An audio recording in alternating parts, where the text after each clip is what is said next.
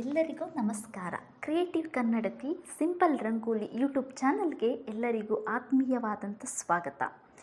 ಹಿಂದಿನ ಎಪಿಸೋಡ್ನಲ್ಲಿ ನಾನು ಹೇಗೆ ಅಲಮೇಲಮ್ಮನವರು ಎಲ್ಲಿ ನೆಲೆಸ್ತಾರೆ, ಅವರು ಹೇಗೆ ಈ ಥರ ಶಾಪವನ್ನು ಕೊಡೋದಕ್ಕೆ ಏನು ಕಾರಣ ಆಯಿತು ಅಂತ ಅನ್ನೋದ್ರ ಬಗ್ಗೆ ಎಲ್ಲಿ ನೆಲೆಸ್ತಾರೆ ಅಂತ ಹೇಳಿ ತಿಳ್ಕೊಂಡಿದ್ವಿ. ಈಗ ಮುಂದಿನ ಕಥೆಯನ್ನು ತಿಳಿದುಕೊಳ್ಳೋಣ ಬನ್ನಿ.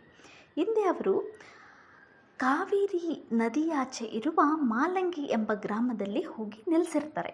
ಹೀಗಿರುವಾಗ ಶ್ರೀರಂಗಪಟ್ಟಣ ಮೈಸೂರು ಅರಸರ ಮನೆತನಕ್ಕೆ ಸೇರಿದ ಕಾರಣದಿಂದ ರಾಜ ಒಡೆಯರು ತಮ್ಮ ಕೈವಶಪಡಿಸ್ಕೊಂಡ್ರು. ಶ್ರೀರಂಗಪಟ್ಟಣದ ಶ್ರೀರಂಗನಾಥ ದೇವಾಲಯದಲ್ಲಿ ಪ್ರತಿ ಮಂಗಳವಾರ, ಶುಕ್ರವಾರ ದೇವಿ ಶ್ರೀರಂಗನಾಯಕಮ್ಮನವರಿಗೆ ವಿಶೇಷ ಪೂಜೆ ನಡೆಯುತ್ತದೆ.